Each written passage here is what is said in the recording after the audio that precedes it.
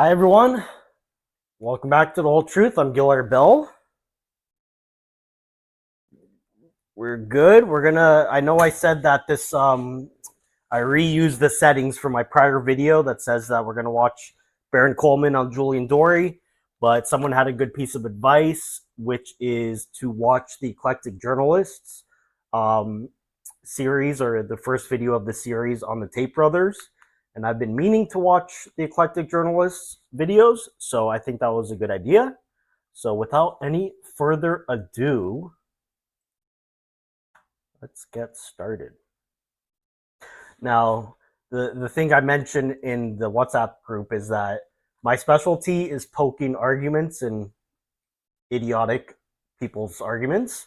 And knowing Eclectic Journalists, she's not going to make any idiotic points, so I don't know how much commentary I'm going to be able to add to it, but let's just enjoy the show.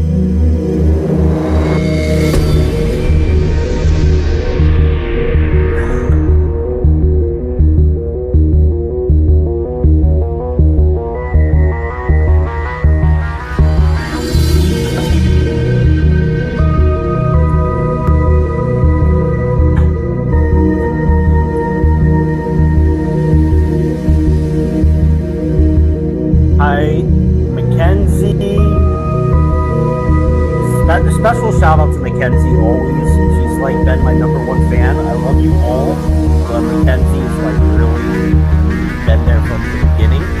Ex Samurai, Nikki, Patrina. Hello everyone, and welcome back. I hope everyone is doing well, and welcome if you are new. Love you all. Welcome. Well, the Tates were arrested on Saturday, July 18th in Miami, Florida, and are being held for extradition to the UK. Let's take a look at that really quick. Breaking news to get to, though, as this is coming into our newsroom just in the last couple of moments. This post coming from TMZ saying, breaking, Andrew and Tristan Tate have been arrested in Miami. We also have this post coming from the New York Post. Manosphere influencers Andrew and Tristan Tate arrested by U.S. Marshals in Florida. The Associated Press is reporting influencer brothers Andrew and Tristan Tate were arrested by federal authorities on Saturday in Miami.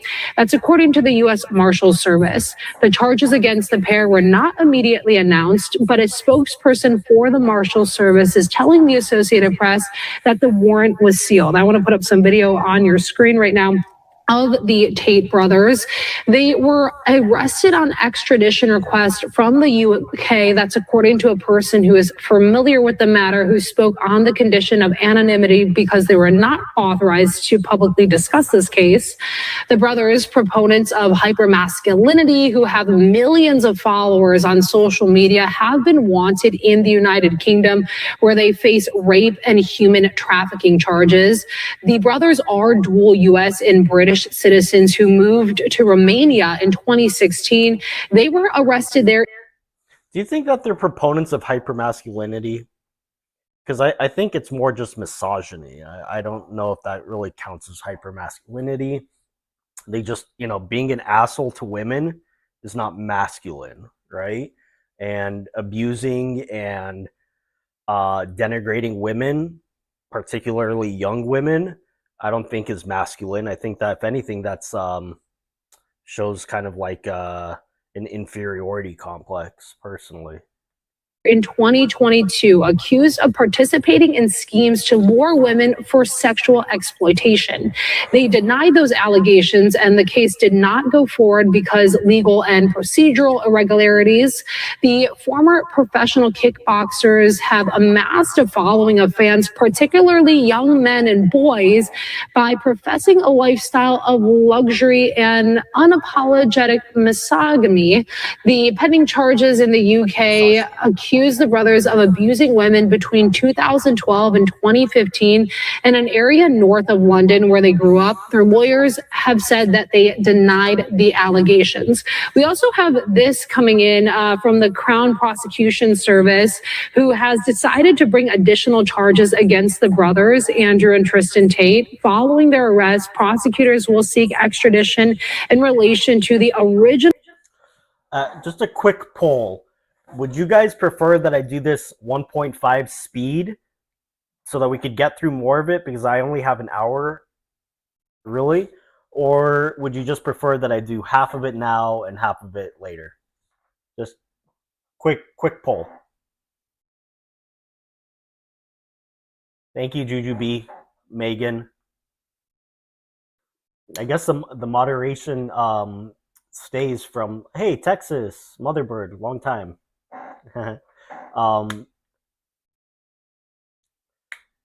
Yes, what? Yes, is that to me or is that too fast? Okay, so I'll put it at fast. I'm gonna put it at 1.5 speed, but if it's too fast or something, just let me know in the chat.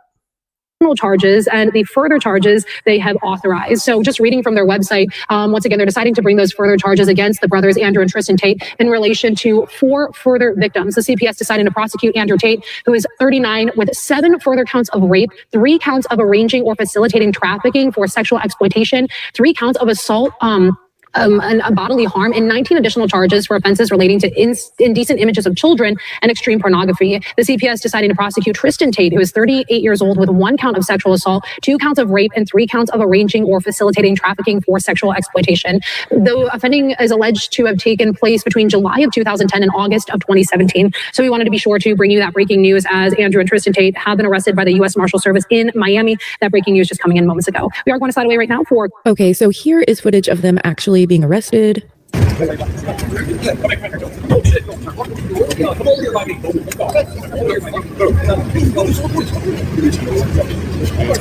I've ever seen. Back up. Not that there's anything wrong with gays.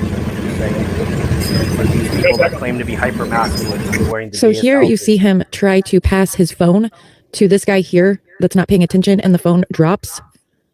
And this other guy that's with him picks it up. And yes, everyone is making fun of this ridiculous outfit, the shoes, the pants, the shirt. Myself And I guess they're letting this guy take his necklace. I mean, they should have secured that phone. I don't feel like that was a very good job there. I don't know why. They're just like, oh yeah, do whatever you want while we're arresting you. Okay, so the UK is seeking extradition over new allegations that include 7 additional counts of sexual exploitation, bodily assault, and 19 charges related to indecent images of a child and extreme pornography. So there's these are the new charges for Tate: 7 counts, Andrew Tate, 3 counts of facilitating trafficking, 4 sexual exploitation, 3 counts assault occasioning actual bodily harm, 19 additional charges for offenses related to indecent images of a child and extreme pornography. Tristan has 2 counts of and 1 count of sexual assault. Those are new charges. We'll go over the total charges as we move on here. So it sounds like what they're saying is child porn. I mean, they're using different terminology, obviously, because this is a British case. So it sounds like child porn when it says indecent images of a child. I think that they have the same 18-year-old cutoff. here's what was released from the UK. Andrew and Tristan Tate arrested in connection with UK police investigation. 2 brothers have been arrested in the United States of America following an investigation by police into a number of sexual offenses. Andrew Tate, 39, and Tristan Tate, 38, were arrested yesterday in Miami. They have been detained pending ongoing legal proceedings. Charges were previously authorized by CPS following a file of evidence submitted by officers from Bedfordshire Police into allegations dating back to 2012. Bedford, Cambridge, and Hertfordshire Major Crime Unit have been continuing to investigate a number of other offenses reported to both Bedfordshire Police and Hertfordshire Constabulary. As a result, 38 new charges have been now authorized against Andrew and Tristan Tate, bringing the total number of charges against the brothers to 59. Of these, 42 charges have been authorized against Andrew Tate and 17 against Tristan Tate. Assistant Chief Constable Karina Thomas said officers from our major crime units have been working closely alongside the Crown Prosecution Service and both national and international law enforcement agencies as part of this complex investigation. Okay, now this part here, officers from our major crime unit have been working closely alongside the Crown Prosecution Service and both national and international law enforcement agencies as part of this complex investigation. Now that's going to be really important to remember. We understand the interest that this case will generate, but we would urge the public not to speculate and to allow the legal process to be carried out correctly. There is no place for male violence against women and girls, and we will continue to work tirelessly to support victims and investigate all reports made to us. How did we get here? How did we get to this place with charges in the UK, charges in Romania? How did it all come to this? Well, let's rewind and start at the beginning. I love the eclectic journalist. She knows how to do this. I'm actually going to be doing a joint video with her.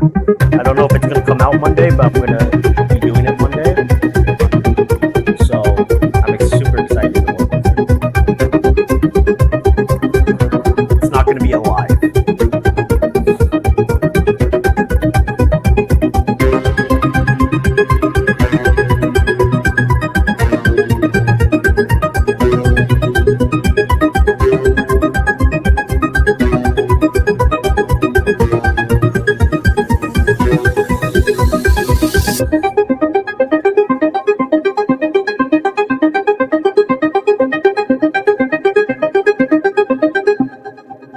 The story of the Tate brothers begins not in luxury or fame, but in a blend of American military roots, chessboard discipline, and the challenge of rough English council estate.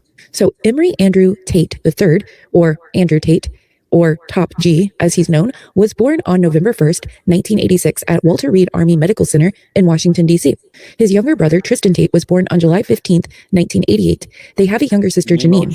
Their father, Emery Tate, born 1958, died 2015, was an African-American chess international master and U.S. Air Force veteran known as a trailblazer in American chess circles. Their mother, Eileen Tate, is English and worked as a catering assistant. The family moved frequently in Andrew's early years, Germany and India, but after their parents' divorce in 1997, Eileen took the children to Luton, Bedfordshire, England. They lived on the Marsh Farm Council estate, which Andrew has described as one of the toughest areas. Both brothers have spoken of experiencing poverty, recalling scraping by on leftovers, and facing teasing for their American accents. Andrew attended Halyard High School and Luton Sixth Form College. Their father was largely British people tease Americans for their American accent? Really? absent during much of their upbringing. He passed away in 2015, but Andrew has often credited him with instilling mental toughness and a competitive warrior mindset through stories of chess battles and resilience. Tristan has also reflected on the family's emphasis on self-reliance. Now, really the beginning of the story of these two brothers does start with their childhood and does start with their father.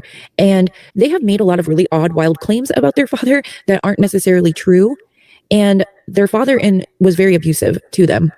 And they've exaggerated a lot of his life story in their multiple tellings of when they talk about their father on shows and podcasts. So let's take a look at that before we go much farther. Okay, so what I'm going to show you is a little snippet from this weird little vlog show that was done in 2006, the end of 2016 into 2017. I'll explain more what this show was, and we'll be using a lot of references from it throughout the series. But for now, it's just a really weird show where this guy was following them around and filming them. But there's all kinds of gems in this because it's really before they took off with their Hustlers University and becoming like all over mainstream podcasts and stuff like that. But they were already quite wealthy from their webcam business at this point. I heard it's pretty good. I heard it's fantastic. I heard it might be the best. Pretty sure it is, actually. The best employee-est. Best hotel. And then what we doing? That's not what I'm getting taken. Commentating on RXF, MMA organization. I've commentated for them for a long time. It's always commentating. Always good fights, lots of knockouts. It's always entertaining. Obviously, you do much research. I know everything already. No need to research. No need to research. I'm a genius. There's nothing I don't know. Orange is best, apparently. Orange is best for what? Hotels. Orange was not best for me. As it turns out, I didn't have a room in Hotel Best. Instead, would be left to the streets like a dirty Romanian dog. Okay, so the funny thing about this series is that they treat this guy that's filming very bad. At least Andrew Tate does. Like, he didn't want to do it. His brother made some kind of arrangements with this guy. So in the first episode, the guy shows up at Andrew Tate's hotel. He just had, I believe, his last fight, one of his last big fights where he made the $100,000, and then he bought an Aston Martin. So this is the first episode. All this is happening in the first episode. He's in England. He's bought an Aston Martin. He can't get back to Romania because of the snow and the Aston Martin. So they have to figure out what they're going to do about the car. And then anyway, but this guy shows up sort of in the middle of all that. And he's like, hey, I'm blah, blah, blah. I'm supposed to be filming you for 2 months. And then Andrew's like, no, you're not. What are you talking about? Get away from me. And then he has to call Tristan, who shows up and says, oh yeah, I hired this guy. I told you about it. And so Andrew has not been happy that there's this guy filming him. So he doesn't treat the guy very, very well. But so that's kind of like the backstory on that. Thankfully, I found a friend and a hotel in Albert. Yes, this morning was a bit to the point. Which one? One about black parents being the hardest. They are, though, but the thing that was ironic about it is, like I said, everyone thinks they know better, and the first thing people start writing under it is that the things they think they know better. I had a Scottish parent, I had an Irish parent. You don't know shit. You don't know shit. I'm not saying and there's some morons, a little bit moron goes, oh, you had it harder than everyone else. No, I'm not the only person who had a black parent. You fucking, how stupid you have to be to think I'm the only person who had a black parent. There's a nation, there's many nations, there's continents. Half the world will be a black parent, you dumbass. Just don't know what he's talking about. Oh, my dad was Irish. Your dad obviously raised it because you're so your dad was probably it. So you don't know what I'm talking about. Biggest. Black parents are different level beatdowns. I had a friend who carried a 6-inch scar on his face. I said, how'd you get that scar? He goes, I pissed my mom off. That's how it used to go. I know. See, I'm not like a black guy saying this. I'm mixed race. Half of my family, my dad's side, were all black, and then half of my family, my mom's side, were all white, Irish, in fact. So I know exactly what I'm talking about. When my black aunt got pissed off, everyone got beat down. Me, my cousins, any kid in the vicinity, random children. What would they get pissed off about? Shit. Why is this room a mess? You see, white parents would be like, why is this room a mess? And then they'll sit and talk about it. Well, Timmy, if you don't clean up, Timmy, you don't get sweets. We'll try to do some kind of business deal with a child. How do you do a business deal with a kid? Like, I barely sit down and do a business deal with another person. I can sit down with a man and do a business deal and come to an agreement. I can sit there with a 4-year-old and go, well, if you do what you're supposed to do, I'll reward you. This is what you brought this kid into the world. The only reason this kid doesn't starve to death, and now you have to do a little business deal for it to do as it's told. What the fuck is that about? That's white parenting bullshit. My aunt would walk in and say, why is this room a mess? Before anyone had a chance to explain why it wasn't their fault, everyone got a whooping. Children screaming, running around the house, half naked, covered in mud. It was like Assyria. That's how it went when the room was a mess. No discussions, no why, no who did it, just straight beatdowns. Everyone's like, oh, I had an Irish parent. Your Irish parent, you don't know what I'm talking about. The brothers out there know. The brothers out there know what it was like when a black parent got pissed off. Shit would go flying. They had the best aim you've ever seen with an ashtray. Like fucking snipers. They should send them to Iraq to take out terrorists. Give them an ashtray and piss them off. 4 miles. Bang. Clean the head. They don't know. They think they know. When I write that stats, the first thing they do is start writing under it, proving they don't know shit. You don't know shit unless you had a black parent. When you're a black parent, you realize what a beat down is. And the real use for an ashtray. And the real use for an ashtray, disciplining children. If I see one more stupid ass white parent do a business deal with their fucking retard child because their kid doesn't listen, and then you wonder why we got these things like ADHD and all this bollocks going around like because their kid doesn't listen, and then you wonder why we got these things like ADHD and all this bollocks going around like kids don't listen anymore. He's got this condition, he's got that condition. The only condition he has is a lack in discipline. That's his condition, ADHD. Of course he doesn't want to pay, what's it called, attention deficit disorder. He doesn't want to pay attention in school. Of course not, because school's boring. No one wants to pay attention in school. You just do it because you have to. If you raise a little kid who tells me he never has to do as he's told because you're so busy doing business deals, he's sitting there in school thinking, oh, what do I get at the end of this? Where's the business deal? Where's the sweets at the end? Nah, this, I don't want to listen. Then he's got a condition. Only condition he has, he's never had his ass kicked. Would he go up to fire and put his hand in fire? No, because he knows it's going to burn him. So if he misbehaves and he knows he's going to get a beat down, he ain't going to have a beat down. I'll cure attention deficit disorder for any child. Watch me cure it with old school violence. I'm not saying you have to abuse your children. Obviously, there's a difference between discipline and abuse. I'm not condoning child abuse. What I'm saying is if a kid's going to be a little prick, he needs a beat down. And since the dawn of human history, since the beginning of time, children have been hit when they fucked up. Since the dawn of time, and then the last 20 years, we want to come along and go, you can't smack kids. It's bad for their development. It's wrong. If it was so wrong, how come humans are here? Because we managed to last 250,000 years hitting kids who acted stupid. And now all of a sudden, the last 20 years, a bunch of leftist hippies want to come along and say it's not right.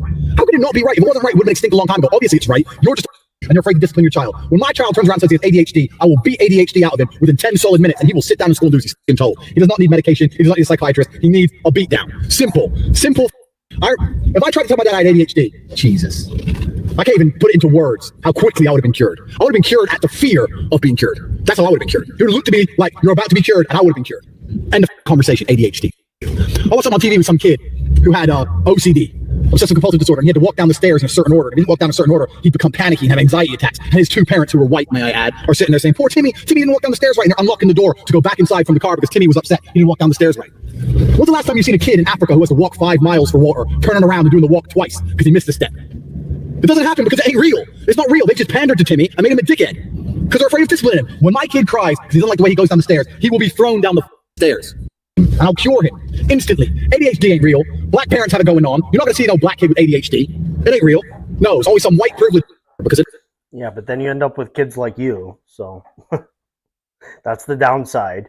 I mean, I don't like it when people pander to their kids either. I think that discipline is somewhat important, but you know, I would never physically attack my kid.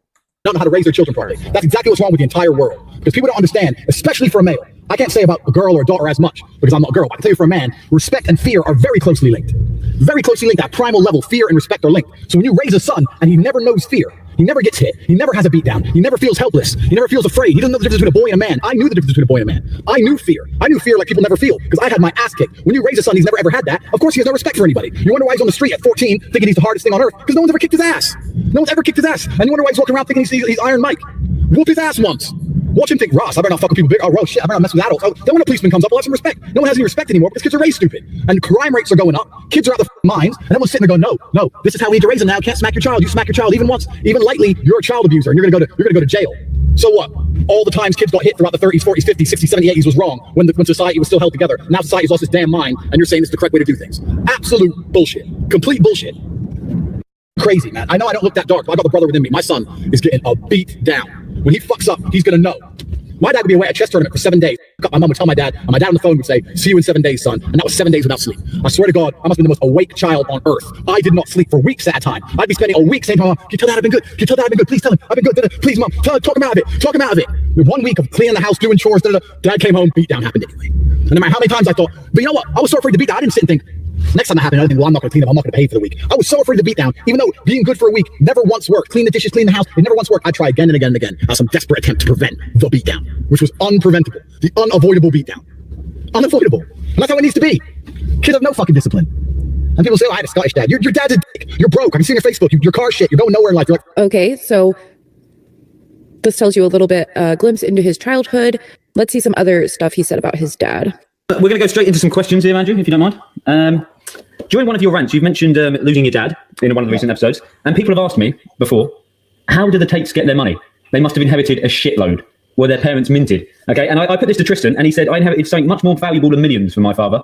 Okay, so this is before they really started bragging about the webcam business, okay? So this is before they first start making the business, like how to do this business, like how-tos. They make that stuff kind of first, after they've, built their webcam business up some more, and now they're trying to branch out into like social media with it. And so they first start with some webcam like how-tos, and then they launch Hustlers University. So this is before all that. They haven't been on tons and tons of podcasts at this point, but they have done some things, and they do know some people, which we're going to get into soon. But as you can see, people who are watching this little TV series. Just for the record, my dad never beat me. I probably could have been more disciplined, in my teenage years and stuff. But I personally don't think you have to physically beat a kid to instill discipline. My dad's disappointment and lecturing and scolding was enough for me to get in line sometimes. So, I that's just my opinion. His vlog, whatever it is, they don't know that he's a hustling, webcam pimp guy. Okay. And the ability to booze, and intelligence and the ability to booze was his answer. So, could you shed some light on who your father was? Yeah, my father was one of the best chess players in the world. He was an extremely intelligent man. He was a former CIA agent. He spoke multiple languages. He joined the army, the traditional army, and they give everyone an IQ test, and he got one of the highest scores. Okay, so everything he's about to say about his father is not true, just so you know. Ever recorded in the history of the American Armed Forces, and instantly put him into the special branch of the NSA, where he learned Russian inside of 3 weeks. When he died, people were messaging me saying that they were on the same course as him, other people who were like Mensa members and geniuses and such, and they were saying that it was amazing how quickly and how far ahead he was of everyone else learning Russian. There were people who lived with Russian wives and spoke Russian at home, and within 3 weeks he was correcting their grammar on the Russian. It's crazy. So he was stupid smart. I'm nowhere near as intelligent as him. But I did inherit a few important assets like the ability to throw down, and I don't really sunburn. I've got a little bit of brown in me, so that's all good. If he was still alive, I'd say he'd be culprit number one for who stole your Aston.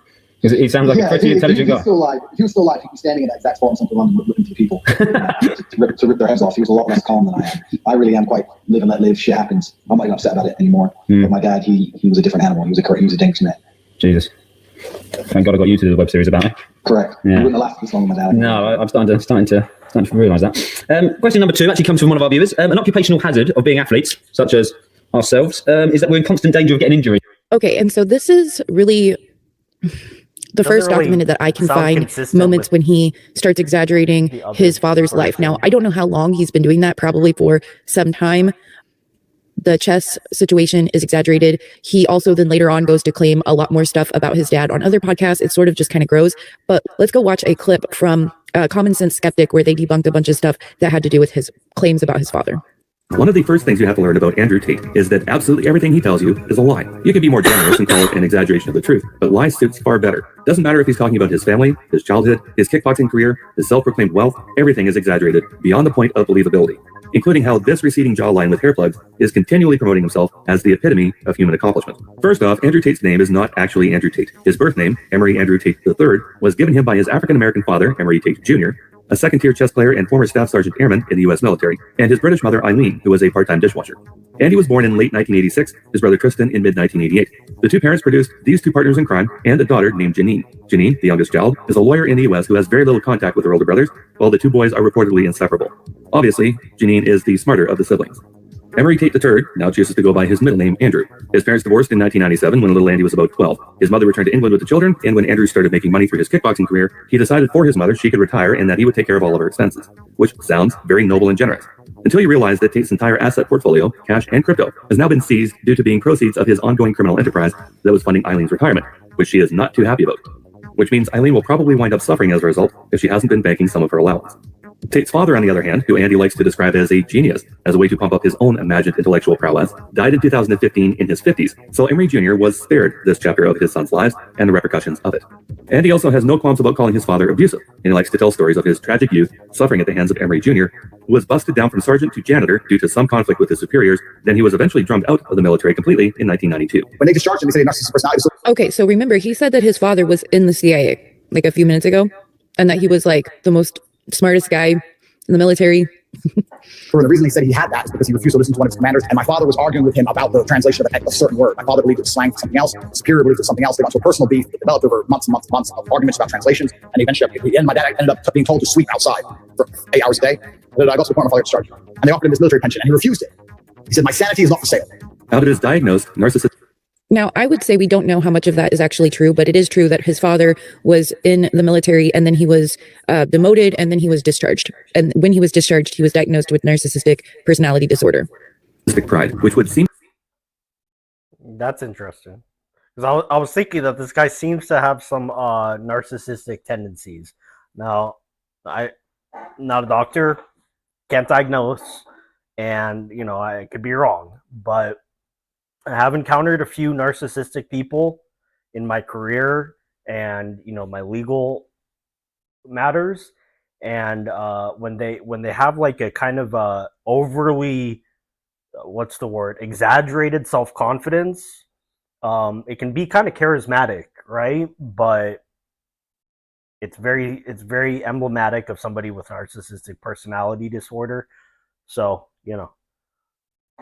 To be passed on genetically on the male side of the Tate bloodline, Emory Jr. refused his military pension, which drove his family into destitution as Emory Jr. pursued chess tournament glory and alcoholism. Another trait that seems to be genetic in the XYs of the Tate family is misogyny. Take, for example, this tweet where Andy relays how his father described his mother to him. She fed you healthy meals every day, cleaned the house, and was largely quiet. Although Emory Jr. claimed to love her very much, that's not how a loving husband describes his wife. That's how someone describes a servant, a maid, or a nanny. As the final line in the tweet states, according to Andrew, that's literally all a man wants. Andrew has since stepped up the misogyny quite a bit, but we're going to get to that later. 5 years after Emory Jr. got the boot from the military, his lady servant decided she'd had enough of being broke and cheated on, so she packed up the kids and moved back to the UK. When my mom and dad split up, we moved to England, and my sister stopped talking to my dad because my mom was upset as they split up, and my dad cheated. Yeah, she should have expected it. When my sister stopped talking to my dad, me and my brother obviously still spoke to him. He said, "Boys, when you're older, you'll understand." And now I'm older, I understand. Yeah, he fucked the girl. So yeah. So when you see tweets like this or hear stories about how Andrew Tate's daddy was a linguistic genius CIA operative, that is a lie, told by a 7-year-old boy to his buddies to make his unemployed alcoholic father seem like less of an asshole. The problem is, Andrew still tells the story like it's real. Another lie that little Andy likes to tell about his daddy is that Emory Jr. was a genius grandmaster at chess. My father was a chess grandmaster. I was on track to become a chess grandmaster. So he was a legitimate chess grandmaster. My father was the highest rated black chess player in history. Really? Yeah. It is well documented that while Dad was a renowned chess player, a reported trailblazer for African-American players, having won several tournaments over his lifetime, Tate Jr. never exceeded the rank of International Master, the second tier, with a max FIDE rating of 2413 in 2006, barely cracking the barrier between Master and International Master, and 87 points shy of the Grandmaster rating that his oldest son likes to credit him with. My father was a chess grandmaster. Again, most likely to swell Andy's own artificial, self-proclaimed intelligence level. Now, as for the other, even more outlandish claim made by Andy about his daddy, My father was the highest rated black chess player in history. really? Yeah. Emory Tate was not, in fact, the highest rated black chess player in history. That honor belongs to Jamaican-American Maurice Ashley, who was the first black man to achieve Grandmaster in a game of chess, receiving that honor in the year 2000, 15 years prior to Emory Jr.'s death. Maurice Ashley knew of Tate, even played him to a draw in the New York Open in 1993, and wrote about Tate after his death. But Ashley rose to Grandmaster in 2000, and Tate took until 2007 to receive his second-tier international master ranking. Maurice Ashley was the first black Grandmaster, and 3 other black men have followed suit, none of them named Tate. Pontus Carlsen from Sweden, awarded Grandmaster in 2007, Amansi Motawe from Zambia, awarded in 2009, and Kenny Solomon from South Africa, awarded Grandmaster in 2015. All of these men exceeded Tate's accomplishments in the chess arena during Tate's lifetime. In the same vein, Andy likes to tell the world that he himself was a chess prodigy, winning the Indiana State Championship at the age of 5 with a rating of 1600. Here's a recent tweet that he deleted and a video to go along with it. I was state chess champion age 5 in Indiana, the under 16s. Was the youngest to ever win it.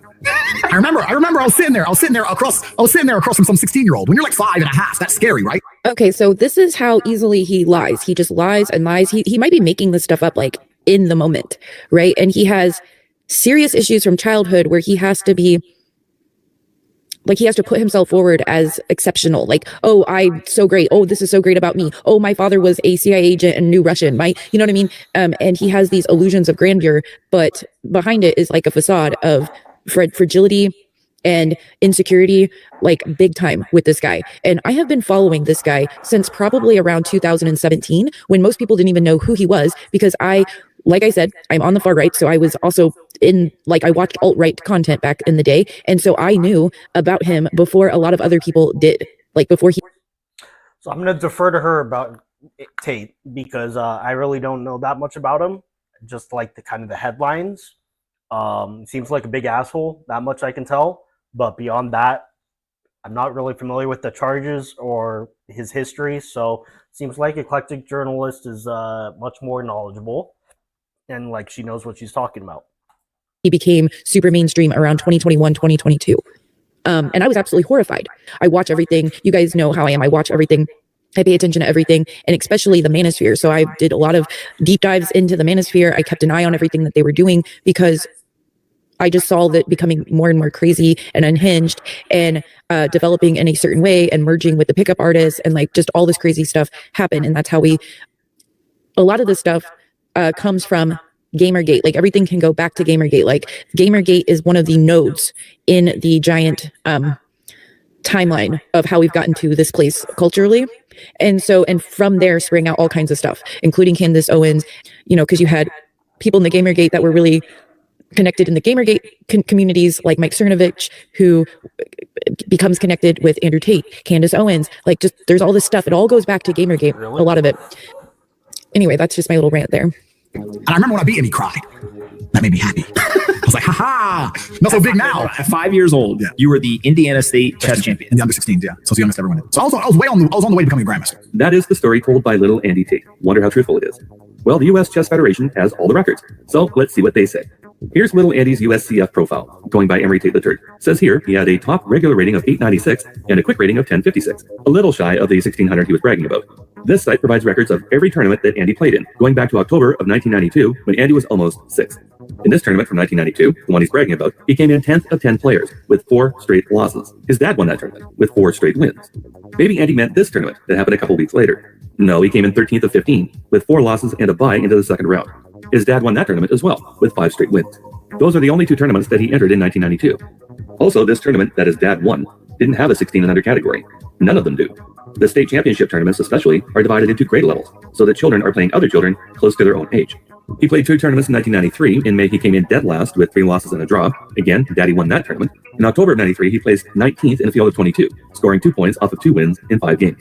Andrew Tate's records end in 1997 with a total of 20 events on his profile. The last event he played was in May of 1997, giving him an end rating of 896. Earlier that year, he played the Indiana State Championships in the 6 and under category in April, placing 76th in a field of 144 players, so didn't break the top half. 64-player state tournament in January of 1997, where he placed 21st in the 6th grade and under. January 1996, in the state 3rd grade and under championship field of 64, he came in 21st again. In January of 1995, same tournament level, 3rd and under, same finish, 21st in a field of 65. And in all the other registered tournaments he played between 1992 and 1997, Tate never took a top place finish, ever. His best finishes were 3rd of 5 in his second grade school tournament and 5th of 39 in the reserve category of the Elkhart County Scholastic, which added 59 points towards his rating. But in most cases, Henry Tate III finished middle of the pack, if not tied for bottom position. So let's hear him tell that story again. State chess champion age 5 in Indiana, the under 16, so the youngest ever win it. So I was on the way to becoming a grandmaster. Now, going through all of this elementary school stuff might seem petty to you, nitpicking, but you have to ask yourself this question. If Andrew Tate needs to lie about his childhood prowess while playing a board game to impress people, what else do you think he's willing to lie about to make himself seem far better than he is? As for his claims of being the smartest person on the planet, yes, that is a claim he often makes. I'm the smartest person on this fucking planet. His academic career is not at all impressive. The majority of Tate's schooling was done in the UK. His grand educational accomplishment is the UK equivalent of an American high school diploma, and he never attended post-secondary classes. He holds no diplomas or degrees in any discipline, although he was reportedly accepted into the Free Union ASCO. Tate didn't bother writing the personal statement that was required for admission, so he became ineligible to attend. Instead, he pursued a kickboxing career that would eventually give Tate a little bit of money and prestige. Okay, so that tells you a little bit about his childhood as far as what he said about it, the facts behind it, and the clear abuse that was going on with his father and other family members, possibly. Okay, so he was born in DC. They moved around possibly a lot because of the military thing, but there's definitely ties to Indiana and Illinois. But when his parents divorced around the age of between 10 and 12, because it's different sites, say different ones, his mother moved him to Luton to live in the Marsh Farm Council Estate. Now, this is a large council housing estate suburb in Luton. It houses approximately 10,000 residents across 3,200 homes, dominated by 15-story tower blocks, surrounded by lower-rise flats and semi-detached houses. So it's like low-income housing. They renovated it as time went on and poured some money in it because it was getting quite dangerous. I don't know what those are. But it's called Marsh Farm. Okay, so Marsh Farm was widely considered dangerous and highly deprived during the early 2000s, carrying a significant reputation for crime and antisocial behavior following the major riots of 1995. Now, before we move on in the timeline, I want to show you a reporter who's done extensive research into this story. I want to show you what she said about Andrew Tate's father. Okay, so this is Heidi Blake, and she wrote the piece, which is quite extensive, called The Empire of Abuse, I believe, Empire of Abuse, where she chronicles and kind of puts everything together. But let's see what she had to say about his father. Brings us to a sort of dark and incredibly sort of pathos-ridden context here, which is the boys are the sons of a U.S. service member, black man who served in the UK, met a British woman, and they got together and had. This is my home office, High Eclipse Truth, and we did an add-on, so it doesn't have its own HVAC, so I got to turn on this AC when it gets hot. I'm going to have to fix my setup. I just downloaded the plugin for a green screen. I need a camera. My camera is just my phone. Unfortunately, I'm not as rich as most lawyers, so I have crazy overhead. So when I get a little bit more money, when I settle another big case or something, I'm definitely investing in this, in upping my game. But you guys are going to have to bear with me for a little while longer, trying to settle some cases. 3 children, I believe, right? The 2 boys and a daughter. And the father seems like a fascinating, tortured, but clearly profoundly sort of like brilliant and charismatic figure. Talk a little bit about the father, who Tate says he sort of models himself after, yeah. That's right. Yeah. So the Tate brothers' father was called Emery Tate. As you say, he served in the U.S. Air Force. He was also a celebrated chess master after being discharged from the Air Force with conditions interfering with military service, including narcissistic personality disorder, pretty notably. And he became very paranoid in the years after his discharge. He felt this, as Andrew Tate has himself described, his father felt that the world was a scary place in which people were out to get you, and felt that the family car was being followed and that they were being monitored by the CIA. And told his sons, your Tates, they're going to come for you too. And so this kind of this paranoid worldview that the Tate brothers have, in which everything, any kind of consequence they ever face is a matrix attack, is like the system out to get get them, you can see its roots in what their father taught them. But, not only that, he was extremely violent with them. And Tristan Tate described to me how when he stepped out of line from like the age of 7, his dad would beat him with a belt until his skin was striped red. And Andrew Tate has talked about lying awake for hours at night in terror of being beaten by his father. But in the brothers' telling of this is all an essential part of becoming a man. And they've both spoken about how they will beat their own children and they think this is important. And so you can just see this sort of intergenerational story of trauma and brutality passing down from one generation to the next. And not only that, but their father left a number of social media posts which kind of seem to serve as an ideological roadmap for Andrew Tate. He talked about the insanity of the ruling elite, the Matrix, and the repression of alpha males, and he argued that mature men should be allowed to have sex with pubescent girls. And he occupied a number of these stances, which have really kind of closely tracked with the kinds of things that Andrew Tate tends to say online. So their father was a huge influence, and it's very clear that these guys were, to my mind, traumatized as very small children, and that we are now all feeling the consequences of that. Because the extent of their global fame is such that their own trauma is now playing out, in millions of homes where young men are now espousing these kinds of violent and toxic views. Yeah, he said at one point, I think he said, my father was a monster who raised a monster as he should, or something like that. There's some line along those lines that, he was abusive and terrible, and I was terrified of him, and that's the right way to do it. And I look forward to hitting my kid, he says. That's right, yeah. How broad, there was a somewhat successful effort to deplatform Andrew Tate and the Tates after the charges in Romania, but it seems like some of Elon Musk. Okay, so I feel like this is really good to start off with our timeline here, because I do feel like so much can be learned just from knowing that little bit about his childhood and about his father. So moving on. So in the mid 2000s, Andrew becomes interested in kickboxing and his brother follows suit, and they begin sort of their kickboxing career, which they don't do too bad in, although he overestimates it and there's weird stuff going on with his record that doesn't make a whole lot of sense in some areas that we'll go over. But it's really like this one division, and I don't know much about kickboxing, but it's not MMA. And he always makes it seem like that. Like he's always like, oh, I have 4 world championships in fighting. And then people take away as if it's MMA or something else. But like, it's really just this niche kickboxing group. So let me see if I can show you that. So let's just see some of the stuff he talks about with his fighting. Now, this was a pretty big part of their lives, and he had to travel a lot to do that, which will come in importantly as we develop this story and move forward into the webcam business. My fighting style is very relaxed, very elusive, low defense.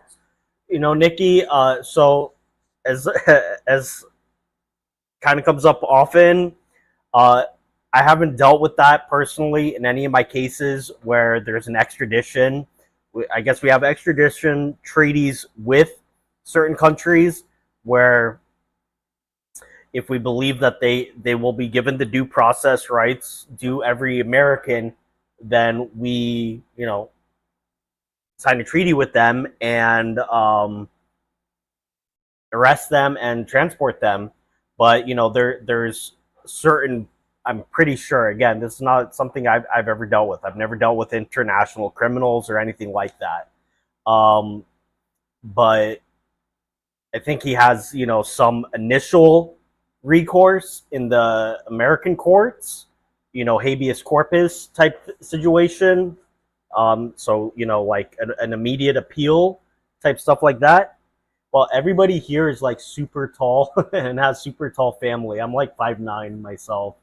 Or I'm like a little bit below 5'9", but I say 5'9". But,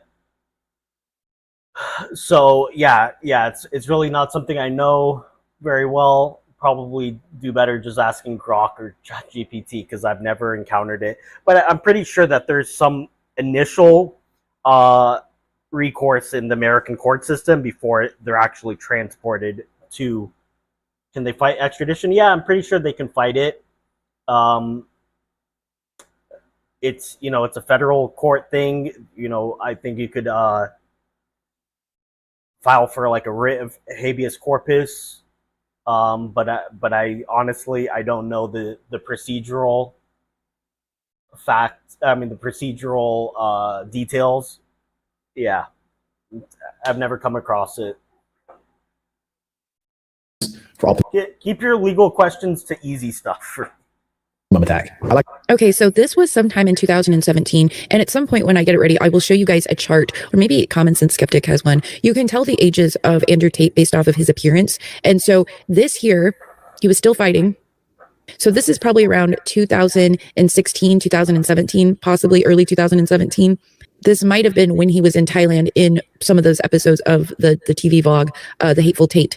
But so this is in Thailand. To fight as a counter striker, I like my opponent to swing, miss, and whenever they make a mistake and they're left open, I like to punish them, especially to the body. The body is full of weak areas. As resilient as a human body is, the torso has the solar plexus, it has the kidneys, it has the liver, and a shot in any one of these is going to hurt. I believe fighting is tag. We all play tag as a kid. You got to get hit and not get hit back. And if you do that quickly and you do that effectively, that's all fighting really is in my mind. If you get angry, you get frustrated, you start to make mistakes and you're going to lose. The only way to win a fight is to stay calm, remember what you've trained for. It's a lot more difficult than people at home think. This is war, and it's chaotic, and it's fast, and it's loud, and someone's trying to hurt you as much as they possibly can. Okay, so this was 14 years ago. So this would have been way far back. And he did make money with these fights. And I believe that one of the last fights that he took was the largest he made, which he says he made $100,000. And then he bought an Aston Martin, probably not saying that right. And aren't Aston Martins like way more than 100,000? Or maybe it's like a used one? I don't know. That would have been December-ish, like December 14th, 2016. So he was winding down the fighting. I think that might have been the last fight he took, or very close to the last fight he did. And then I think he had like one more fight in like 2020 just as a thing.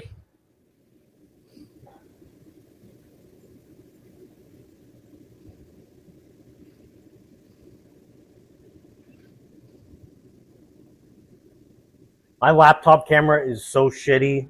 I couldn't. If you think my setup now is bad, you wouldn't want to see with my laptop. I think the iPhone camera is pretty good. I think that it's just it's like the internet and all the different components going along that are slowing it down and causing some issues.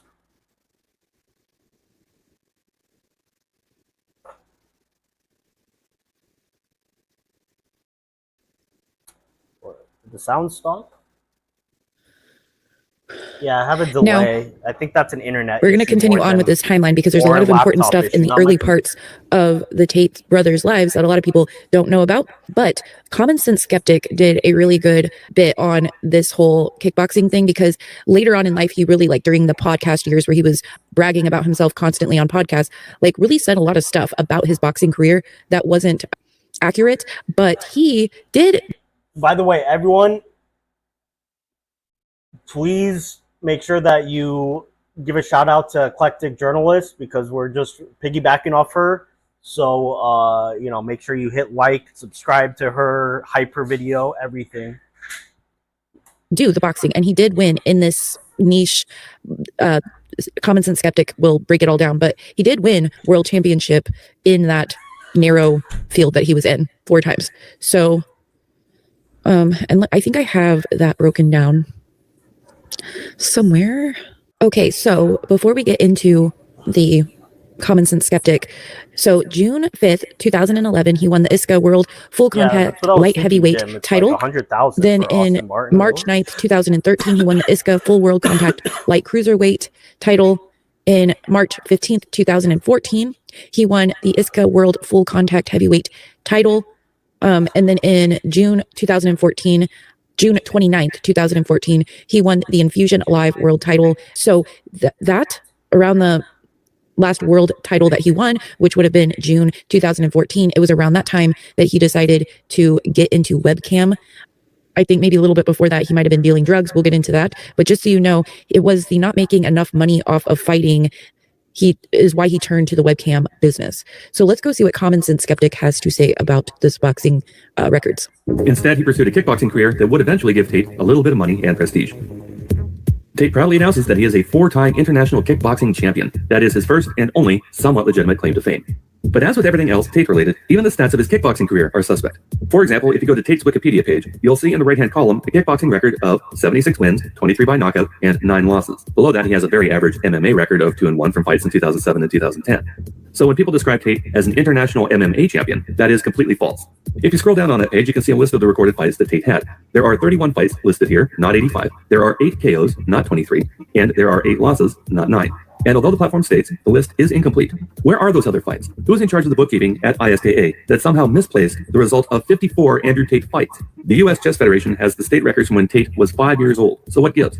Either the list is incomplete, missing about 2/3 of the information, or, more likely, a lot of those fights are imaginary, just like Tate's chess state championship title.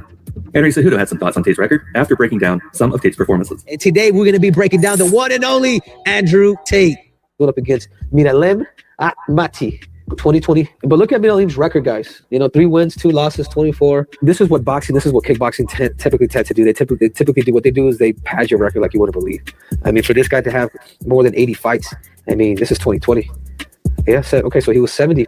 Okay, so this is in the future when he was doing kickboxing again, and his record just didn't seem to line up with what this guy's going to break it down. It just didn't seem to make a whole lot of sense.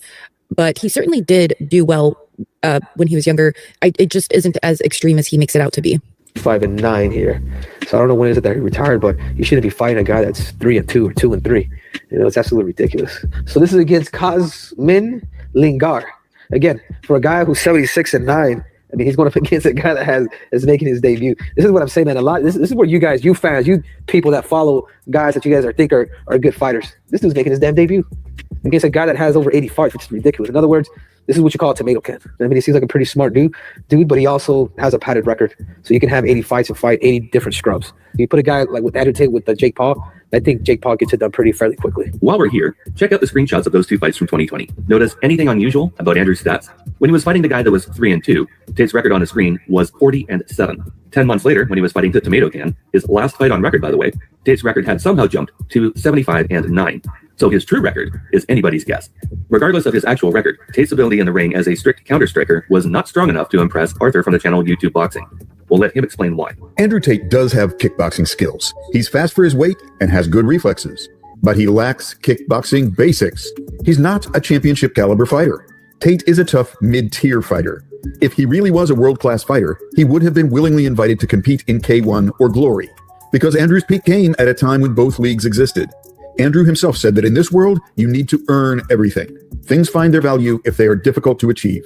Unfortunately for him, he did not achieve the title of a real-world champion in kickboxing. Andrew Tate guy, if you were wondering, is he legit or is he just, so-so? He's so-so. Any kickboxer who's half decent at his weight class within Glory or 1FC, any of those guys are going to annihilate him. Okay, so this is what I was trying to explain earlier. In the ISKA, where he won the championships, the ISKA, it was a very niche, small thing. And that's what these guys are talking about. Or there's these other divisions or groupings, like a different, altogether class, whatever, that he never went into or achieved at all. Arthur, the narrator, also describes ISKA, the International Sport Karate Association that became the International Sport Kickboxing Association, the organization through which Tate won his titles.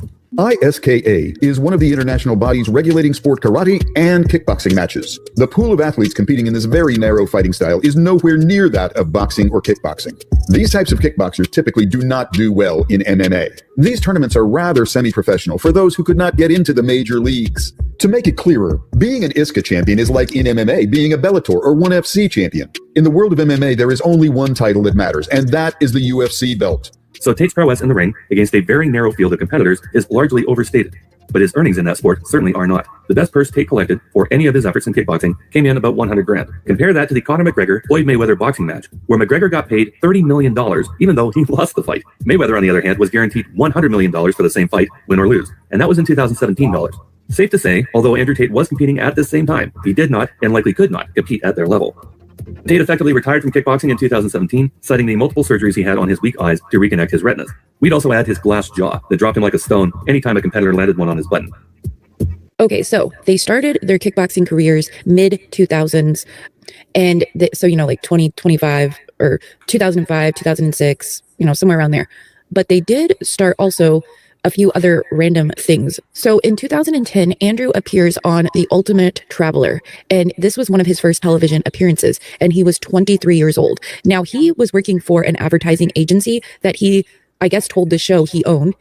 Also says later on, like in that TV vlog, The Hateful Tate, that he owned an advertising agency then as well. But as far as I could tell, he actually only just worked for an advertising agency. Let me see if I can find the deets on that. Okay, so he worked for the Luton Advertising Agency around 2008 to 2010, approximately between the ages of 21 and 23. On the Ultimate Traveler, around the same period, he says he owns or operates an advertising company in Luton. At first, we wondered if it was a traditional advertising agency, but there's very little independent evidence that it was a sizable marketing firm. Instead, it appears to have been a small entrepreneurial venture while he was kickboxing, trying to build a business, and before the webcam operation became his primary focus. So you can still find this Ultimate Traveler on YouTube, and so I did find that. Let me pull that up. So this is the first episode of The Ultimate Traveler, so let's watch this together. 21-year-old Anglo-American Andrew Tate is a straight-talking entrepreneur with his own advertising company in Luton. I'm very mentally strong. If I want to achieve something, I will achieve it. Because I've never been in a situation in my life so far, in my 21 years, where I really want something and didn't get it. Okay, so you heard that, with his own advertising company in Luton, which is not true. I'm not sure what my fellow travelers will be like. The worst kind of people would either be two-faced people, which is undoubtedly going to happen at some point during this trip. People who seek attention and anyone think they're exceptionally smart or exceptionally physically capable and they have nothing to back it up. It's going to go take it on my nerves. Someone's coming. Also, it said he was 21, but based on when this was, he should be 23. So it's a little confusing. Is this where everyone else is? You all right? I'm not bad. How are you? Nice to meet you. Right. You all right? Chantel. Gareth. For the 3 who have arrived and the 3 who are on their way, their journey through Indonesia will start here in Jakarta. And then 2 months later, almost 3,000 kilometers east on Mount Kelimutu. En route, they'll go through Java, the party islands of Bali, Gili and Lombok, as well as the more remote islands of Sumbawa and Flores. After reaching their final destination, they must decide individually who among them deserves to be called the Ultimate Traveller and walk away with £10,000 prize money. So hot. Here we go. Hi. How's it going? Hello, you're right, Chloe. Where you from? I'm from France. Do you like Hammersmith? I think that's quite London. Where are you from? Hackney, London. Hey, up, someone's here again. Someone's coming. Hello. Hi. Fellow traveller. Nice to meet you. Nice to meet you. Maddie Claire. Chloe, nice to meet you. Chantel. Gareth. Andrew. With 5 novice backpackers already at the meeting point, 19-year-old cheeky chappy and ladies man Nathan Dunlop will be the last person to join them. I'm always the one up for a laugh and that, like, always like the last one in the bars or something or wherever we go. Like, not saying I'm a comedian or nothing, but hopefully I'll make people laugh sometimes. Madness, this, isn't it? You right, everyone? Hello. Yeah. Whoa. What's your name? Where you from? Nathan, innit? I'm from Barnsley, South East London. Has everyone got lots of travel experience? Yeah. No. Thank you. Yeah. Oh, mate. My impressions of everyone else is good. Like, I think everyone's on the same wavelength as me. I think the girls are all beautiful, mate. They're all pretty stunning. Like, I'd like to get to know them a bit more. Hopefully, like, you never know what could happen. You never know, like, see. So. Okay, so I guess we've got to go. It's like a reality show. I think this is going to be proper hard. I think it's going to be a big time out. To be honest, I'm struggling now. I reckon after a week I'll know what I've got myself in for, but now I'm having like scary moments, like scary thoughts, so I'm just pretty much trying to keep calm. Coming up. I can't look at him and feel sorry for him. I look down on him like he's an idiot, and I wish I didn't because I've lost all respect for the guy. What's the matter? Everyone's staring at me. Nuts. Jakarta, the bustling capital city of Indonesia, where 30 minutes ago, 6 inexperienced backpackers met for the very first time. It smells horrible, that stuff there. Over the next 2 months, they must compete against each other for the title of Ultimate Traveller, as they find their own way from Jakarta to Mount Kelimutu via 8 different locations. The first being Lembang, a 4-hour train journey southeast of Jakarta, which they must reach by the end of the week. Oh, yeah, this road is madness. Here, the 6 must individually vote on who the best traveller of the week has been.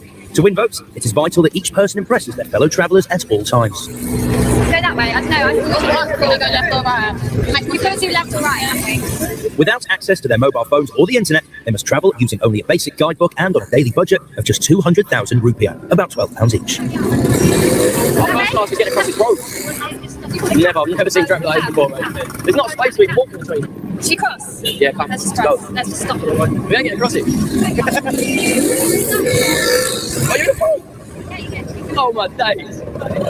It's Indonesia, I think it's like Mars to me, it's like an alien planet, but I can't just go up to someone and say, excuse me, do you know what this is? What? I think the language barrier will be the hardest thing for me, and the climate, so. Okay, we're just gonna sit here, have a drink, and I think that's the best thing we can do, and then just like plan what we want to do after that, and like maybe get somewhere safe tonight. Night sleeping rough. Yeah. As the sun sets in Indonesia around 6 each evening, if the group want to find accommodation before nightfall, they have just 1 hour left. I'm absolutely scared, like, to the max. To be honest, I'm really, really worried. I'm like, I don't know where I'm going, I don't know where I am. I can already feel a bit like homesick as well, like, God knows what I'll be like in a week and 2 weeks or whatever. Guys, 3,000 less. How much? 3,000, that's 2,000 less, which is not so bad. First down, sorry. Yeah, I'll do that, I'm in there. With time running out before sundown, Chloe takes the lead and barters a good deal for 2 taxis in order to speed up their search for affordable accommodation.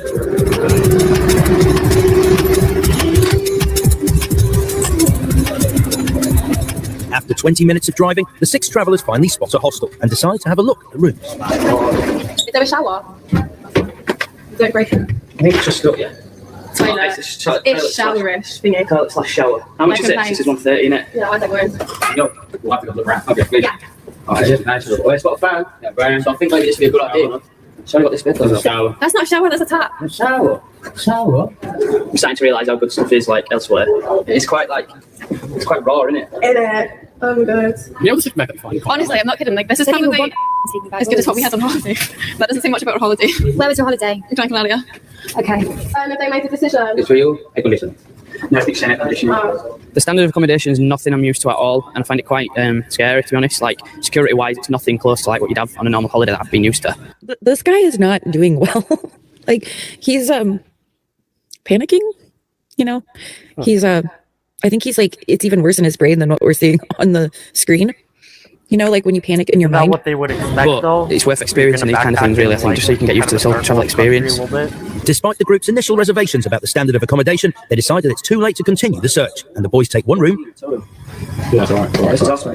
while the girls share another, at a cost of 40,000 rupiah each, about £2.50, just 1/5 of their daily allowance. Oh, I don't like it in here.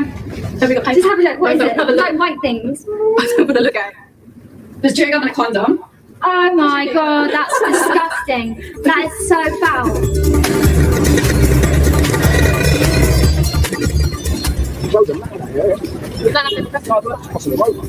After freshening up, our exhausted and jet-lagged group, still acclimatizing to the heat and humidity of Indonesia, head out for a drink. They've already explained to me that. Yeah. While Gareth, who has admitted to feeling homesick since arriving in Jakarta only 6 hours ago, has decided to remain at the hostel and have an early night. First day has been pretty much quite tough, really tiring. I'm absolutely knackered. And if anything, like, I feel a bit, I don't know, a bit worried. Everybody else seems to be fine, getting on and stuff. I don't know, I find it quite daunting. As far as the first day goes, I think like I've pretty much like fallen to pieces, really. It's a bit mad that Gareth's here home. He's not feeling it. He's not feeling up to that. I think I don't know how much longer I have. It's day one. You can have a cold shower, that'll wake him up a bit, and then he can sleep. Maybe you can't really feel fresh and that, and that's a little bit up. My opinion is it's easy to look down on Gareth for being so weak-minded. I just hope when people do struggle or when they do have these problems, they understand it's extremely selfish to hold the whole group up or to slow us all down because they're feeling homesick and they just get on with it and let's do what we need to do and have fun. Because if we're not feeling down, the last thing we want to do is be sitting around while someone mopes about or we can go out and party.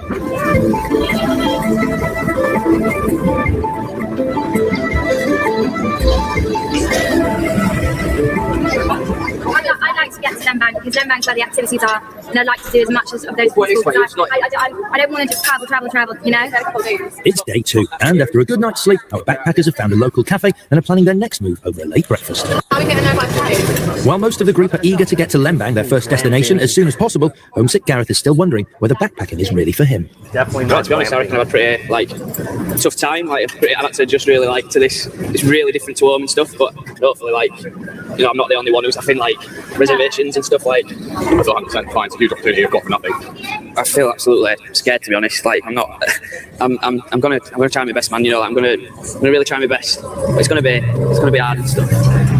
With their stomachs full, the 6 backpackers take a taxi to the local train station. This will be the first time they have taken public transport since arriving in Indonesia.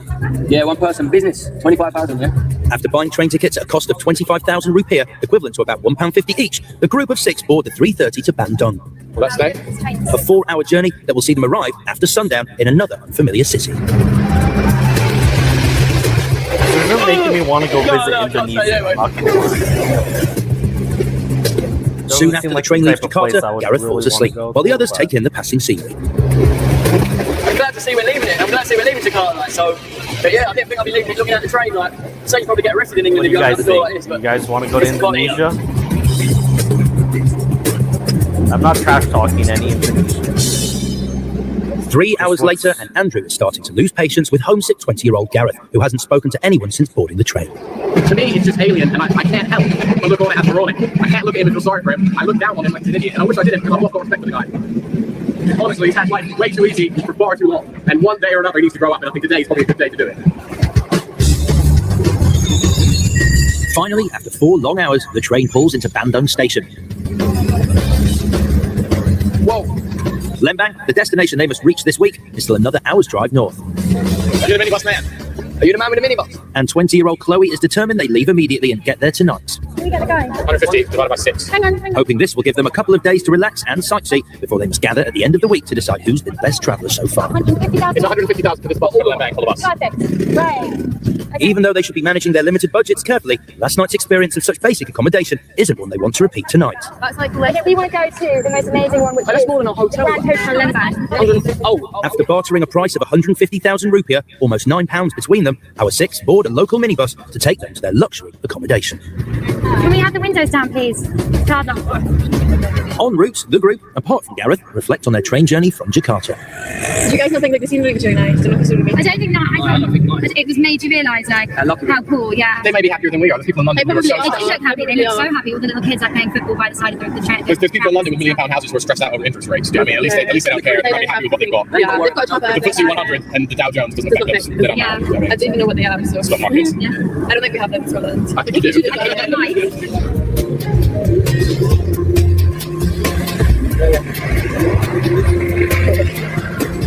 It's weird seeing him at this age before he's started his, webcam business and his,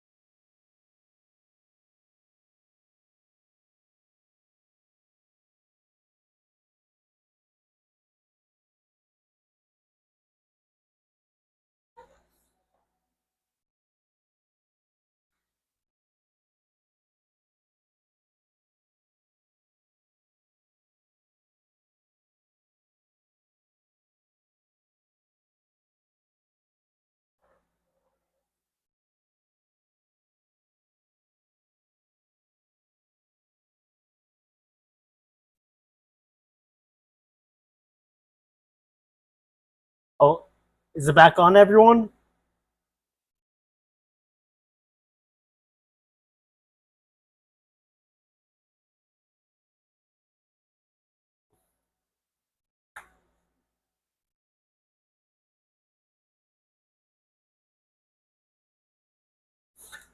I'm still here.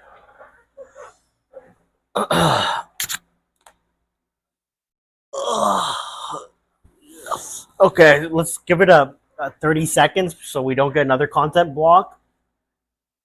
I mean, we're pretty much just using my live to watch Eclectic Journalist because I'm not providing any commentary here. Because there's little need to provide any commentary, I feel. So you see me, not the video. Okay. Still right now? Okay. I don't know. I see the video on my end, but if you can hear me, and the way that it's telling me how to add channels, it doesn't. From the left menu, select allow list, but it doesn't. I don't see that. I don't see allow list. Upload deep. No. So I don't know what it's talking about.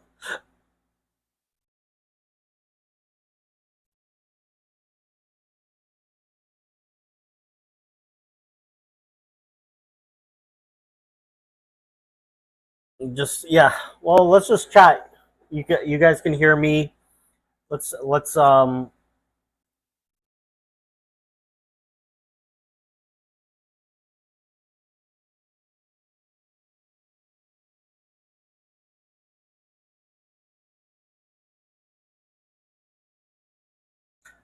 take a break from it for a bit. I'm gonna exit it.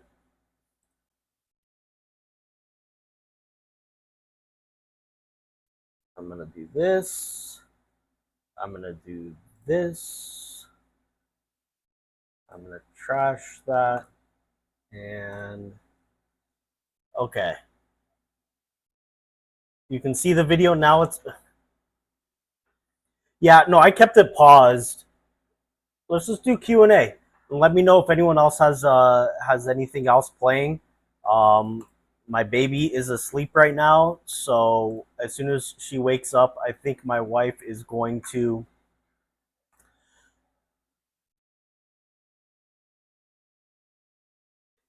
yeah, I know, but not say a word for 56 minutes. Yeah. I just hope Eclectic Journalist doesn't sue me for copyright infringement.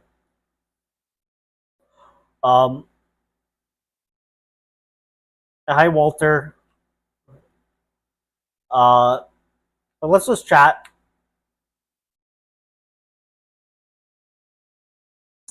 Let's chat. Well, because there's still like another hour of the video, of her video, and I don't think that I'm going to get through it. And, I'm not really providing any commentary beyond what she's providing. So, we could watch it another time, but let's just chat or, I'm good. I'm good, Walter. Yeah, no, I'm sure she's okay sharing. I'm doing a joint thing with her Monday, so she seems like she's totally cool. What kind of law do I practice? I practice mostly now personal injury, but my experience before was criminal defense. I still do some criminal defense, and actually sometimes I'll just take on like an eviction case or something that, just to pay the bills, because these personal injury matters sometimes take forever to settle. But criminal defense is what I really like to do. I also worked as a prosecutor a little bit. The problem with me in criminal defense is that I can't handle a huge caseload of criminal cases because I really want to put in like 100% for each case. And most criminal defendants do not have a whole lot of money to pay, unless they're like high profile kind of. And so it just wasn't paying the bills. So now I'm doing a lot of personal injury. It's not my passion, but there's a reason why so many lawyers do it. It's like the best money when the case is settled. But while they're dragging on and on and on, since it's contingency, it can, yeah, there's bad months and good months. Right now I'm kind of in a dry spell. Yeah, and everyone can. What types of confessions? So I mean, if it's a confession, like a written confession that is actually made in the presence of law enforcement, and the person signs it as a confession, that's admissible. If they're advised of their rights and they write out a confession, that would be admissible. But that if the person wants to withdraw that confession, there's avenues for defense to say, oh, that was made under duress, or they didn't fully understand their rights, so forth. But if you overcome those hurdles, then that would be admissible. All the text messages that Tyler Robinson did, for example, those are not like official confessions, like in law enforcement, confession terms. They're what's called admissions. They're statements by the defendant. Those are all admissible. And yeah, and those are the main reason that I say Tyler Robinson is screwed. I don't know how you get past these text messages. I don't know how. By the way, S-Files, is S-Files still here? I subscribe to you. You should put out some more content.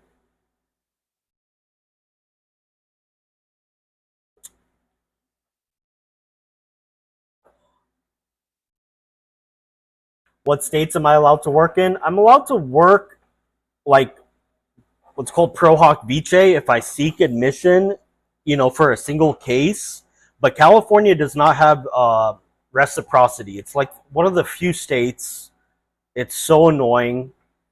It doesn't have reciprocity with other states where you could, if you pass the bar in California, then you pass the bar in other states, even though California has a pretty hard bar exam.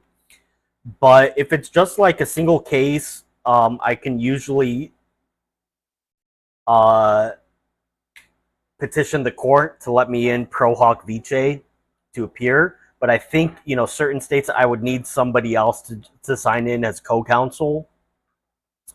But if you have a case like in another state, yeah, let me know and we can I can work something out.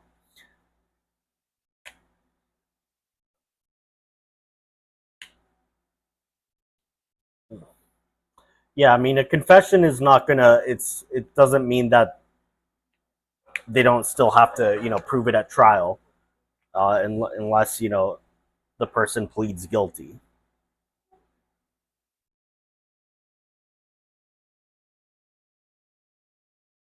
Palm Springs is good. It's hot. It's hot. It's hot in Palm Springs, but I go there sometimes. It's nice. It's nice for a few days, but it's really hot there. I mean, it's hot pretty much everywhere in California, but Palm Springs is like especially hot.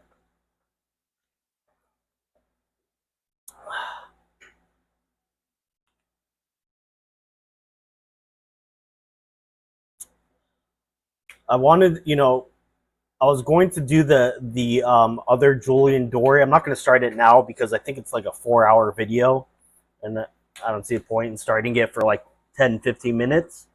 But I wanted to do a video on the second Julian Dorey with Baron Coleman and the pathologist,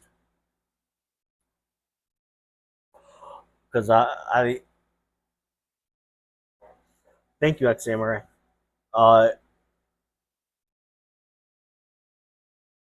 That's kind of my specialty. That's why I'm like kind of I would say, more suited for defense than prosecution.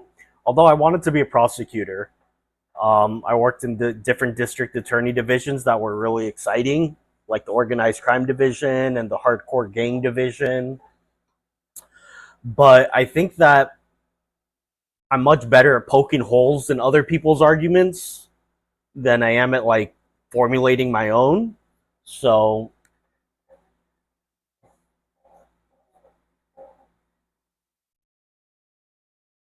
Yeah, S Files, and any of you, if any of you do your own channel content, we should totally collaborate. I think it's more fun to collaborate. I've been doing these lives by myself. I want to collaborate with some other people.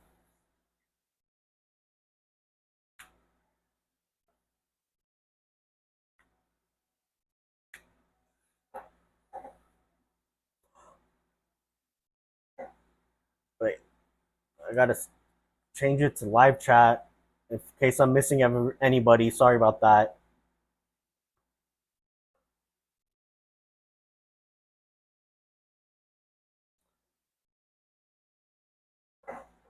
What do I think about the debate between Candace Owens? You know, I'll be honest. I mean, I would like to see Andrew Wilson humiliate Candace, which I think he would be able to do. But you're not going to be changing. He's not going to be changing anyone's mind, least of all Candace's. And the amount of money is just really obscene to me. I mean, you know, people get what they earn it, but it's just like $500,000 to do a 3.5 hour debate. Does Candace Owens deserve more money? I don't know. That is like really. I don't know. I don't want her to get any more money. Like, there's people starving. Like, Candace Owens does not deserve $500,000 to do a debate. That is not going to move the needle for anybody. I don't think. And it's just her, again, profiting off of, like, it's like, if I came out and came up with these crazy conspiracies and, blamed everything on the Jews and stuff, would that also, like, increase my following that I could charge $500,000 for a 3-hour debate? Like, I don't know.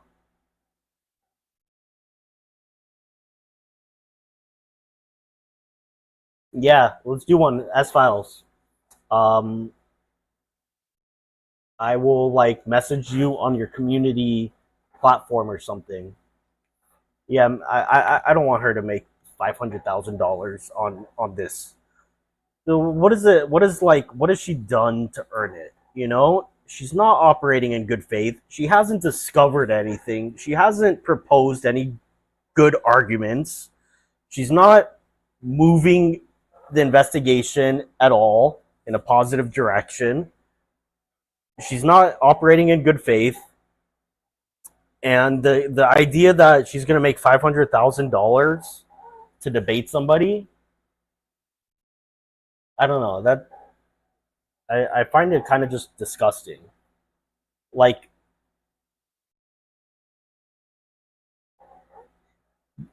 I mean, we know that she's not going to do this, but if she had any integrity or any actual genuine quest for knowledge, then she would offer to donate that $500,000 to Charlie Kirk's children or charity. But I don't think. I mean, even if she did that, I mean, I'd still think that, like, the debate is pointless. But at least it's not paying her, so I'd be like, okay. But the idea of her making $500,000. I mean, Andrew Wilson making $500,000. I mean, it's also kind of like ridiculous, but, like, whatever. I don't care. That guy, he's at least on our side, so he can make as much as he wants. But I don't know. I find it disgusting. Yeah, I think it's disgusting. And it was originally $300,000. If that wasn't enough for her, what type of truth seeker does that? What type of truth seeker turns down a $300,000 offer to have a good faith debate about the murder of your friend and to back up the claims that you're making about it, that you've been grifting off of for a year, basically, and you're going to turn that down and ask for more money and have other stipulations? What a disgusting world we live in. There is so much evidence. Whoever says that this is a tough case for the prosecution is an idiot, or just doesn't know. this case is so strong for the prosecution. Like, you know how most murder cases are? It's like you get to a crime scene, you have some blood splatter, but you can't link it the DNA. There's no surveillance. You have like a mountain of suspects. You try and, you know, eliminate some by alibis.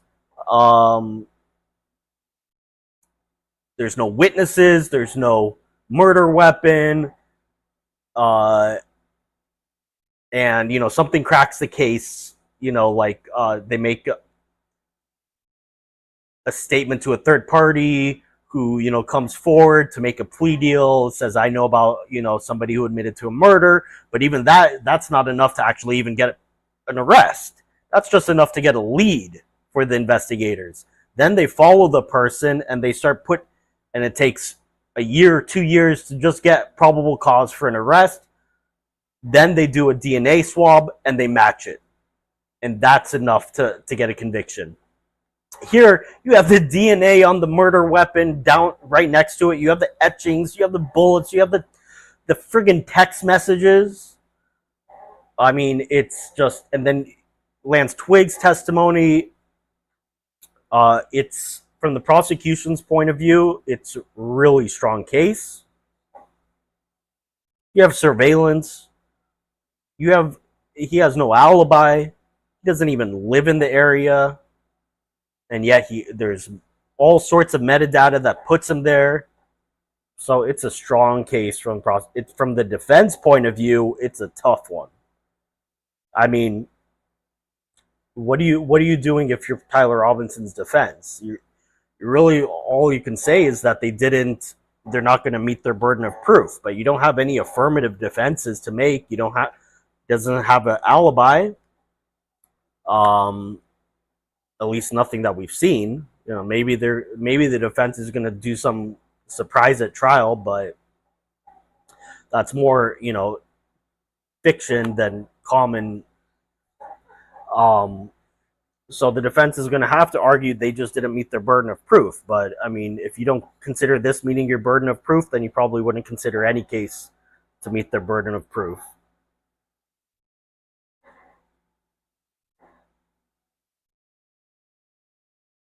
Yeah, he's guilty. I mean, and you know, and I'm a defense lawyer that likes to give the presumption of innocence. You know, a lot of people do just jump on whoever they arrest as being guilty. And so, you know, as a defense lawyer, I fight against that. I say just because there's been an arrest made does not mean that the person's guilty. You know, sometimes some evidence can seem very strong, but there's actual hold. So I look at it from that point of view. But here, it's like he's guilty. I'm sorry, he's guilty. The best that you can, you know, the best that Candace can hope for is that he's part of a larger conspiracy. But we don't have any evidence of that. You know, at least again, we don't have any evidence presented so far. You know, maybe there's going to be more, but to say that Tyler Robinson is innocent, I mean, come on. We're not in a court of law where you have to presume innocent. We can use our brains. We can think about it. We can look at the text messages. We can look at the evidence and just reach our own conclusions. The guy is guilty. Whether or not there was some other assistance to be found out, that's a separate question. But Tyler Robinson is guilty. And look, and I think we can rest easy knowing that if he is a patsy that's been put up by this crazy convoluted conspiracy that set him up, then we're not any dumber for having been duped. You know what I mean? It's like, okay, yeah, when all like multinational countries and organizations put together the best, most sophisticated conspiracy, it's like you can take pride in, okay, I was duped by that. But again, there's no evidence to support any of that.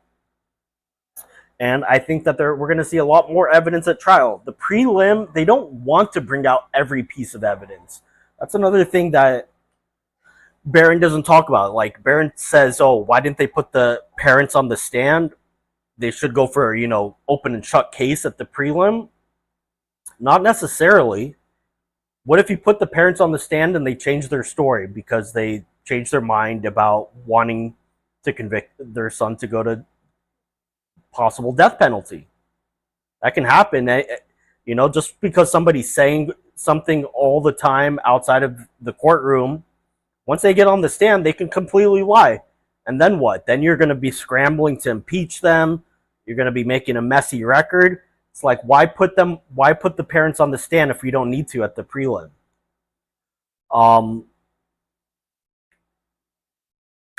So I'm as certain can be that the case is going to go to trial. That's like without question. So since they already reached that, is it worth it to keep adding stuff to the record that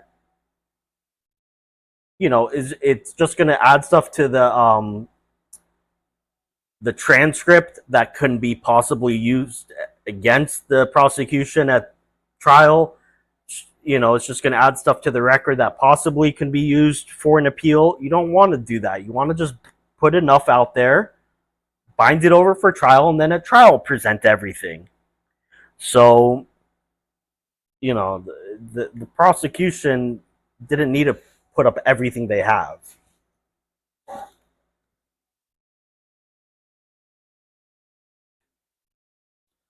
Yeah, well, I think Candace Owens is really just a demonic force for evil in our society. She's a bad person, and she's bringing down a lot of people with her. She's just a sociopath. I mean, no more analysis is really needed about her. We just have to accept she's just a narcissistic sociopath. And they exist, and she just happens to be one with a huge platform and a huge following.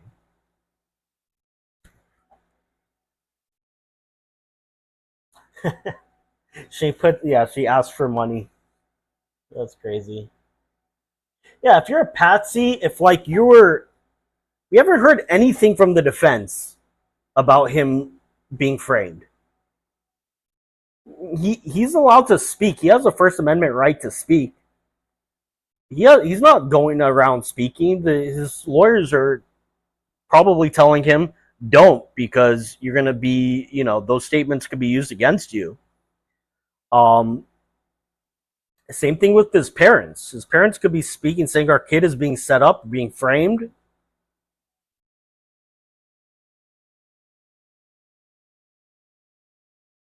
They could be under certain gag orders, but they would be fighting those gag orders.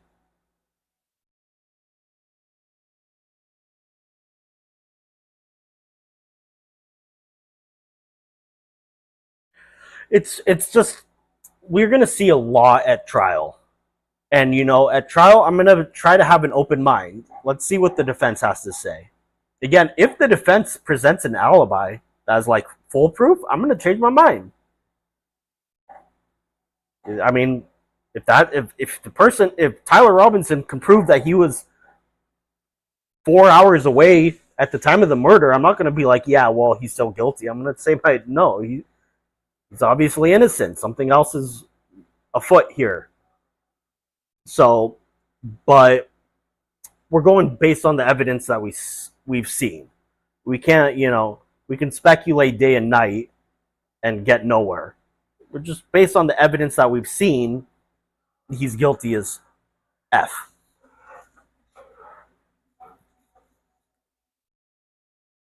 Yeah, if your kid was being set up, like, you wouldn't really care about a gag order, right?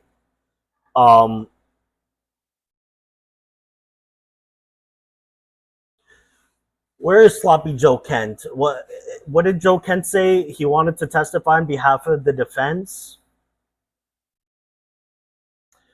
What foundation would he have? Like, what personal knowledge would Joe Kent have that he could testify on behalf of the defense?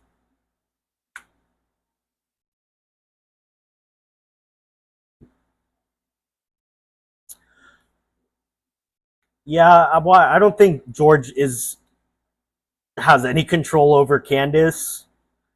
He's probably out porking other guys and stuff. I mean, I don't know. The only reason I'm going after George is because I hate Candace, so I don't really have any issue with George. I don't know, but by proxy, I don't like him because he's married to Candace.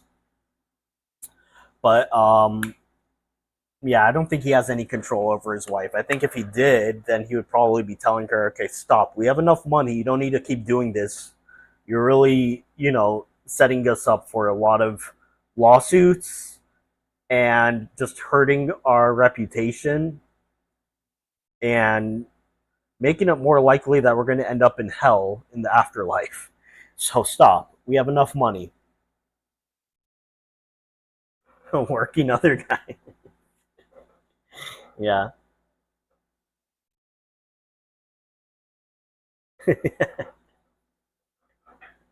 Yeah, he's out working with other guys. I don't think he's coaching her. I think Candace is her own person. I don't think she's following anyone's orders.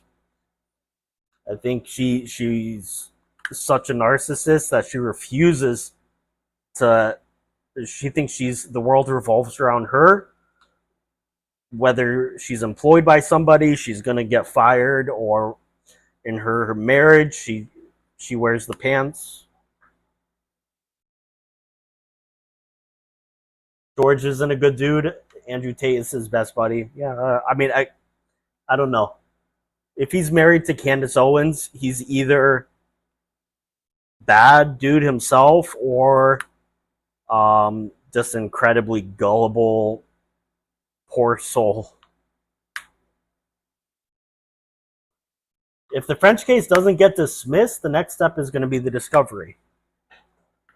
Discovery by both sides. It's going to be a long time before we see anything.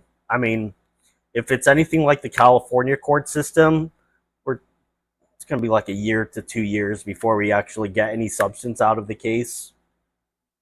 Yeah, the wheels of justice move very slowly. Do you know when the ruling on the dismissal is due? Let's look that up. Because could happen any day now, right? And she just did a motion to dismiss in the Harpole case too, right? Or it wouldn't be a motion to dismiss if she hasn't filed an answer yet. But she filed an answer, I think, because it was Mitch Snow that was just served. Yeah, Jujubee, it could be that long. But maybe Delaware is a more expedited process, maybe. But in California, at this stage, to trial on a civil case, it would be at least a year, at least.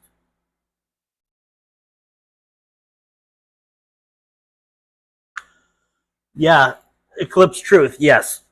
Yeah, I mean, she is like in textbooks when they talk about narcissistic personality disorder, they could put a photograph of Candace Owens.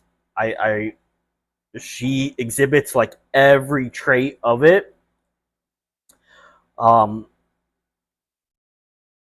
There's a book called The Mask of Sanity. Might be a little dated now. This was kind of like, I think maybe the 60s or something, but it was a psychiatrist that talks about sociopaths and psychopaths. And it's based on all of his like case studies and stuff, all of his clients. And it really is a good window into these people. They do not operate like normal people. And it's just, he called it the mask of sanity because when you see the person, it's hard to accept that there's something in their head behind the mask that they just lack human emotion and human empathy, because on the surface they seem just like everybody else.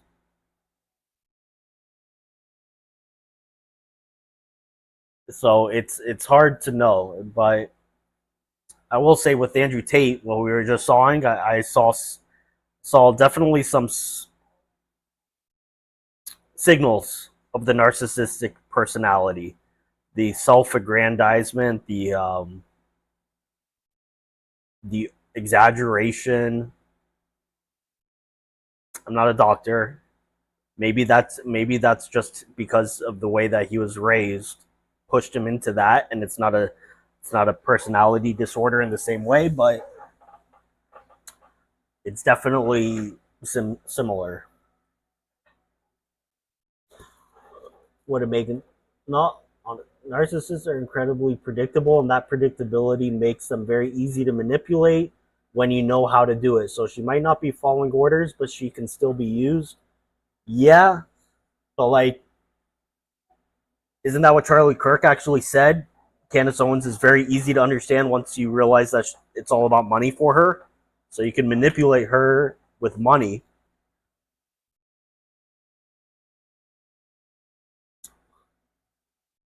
It seems like you know this stuff pretty well, Megan. I'm curious.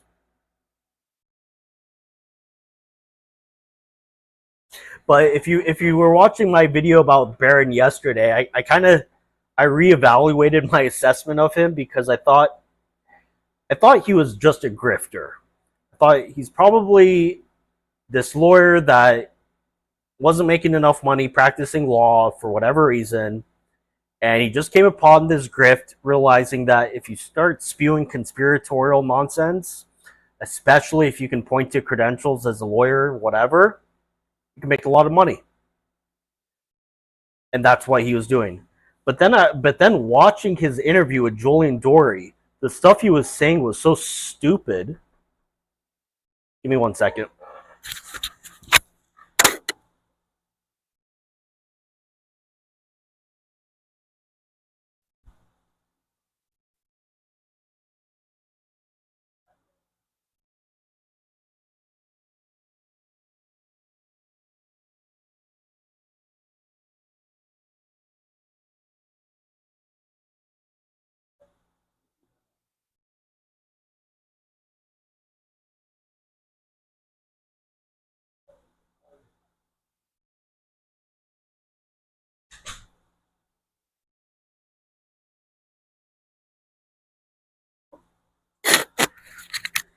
Okay, that's my time. But just to finish the last thought, what I was saying about Baron Coleman is that what he was saying was so stupid. I mean, it really was stupid. And that I think he's genuine. I don't think he's grifting just for grift. I think he genuinely is. I don't know if he's stupid or if it's just a conspiratorial mindset that makes him stupid, but it was not like a smart grift. It was really stupid stuff. I gotta go, you guys. Thank you so much.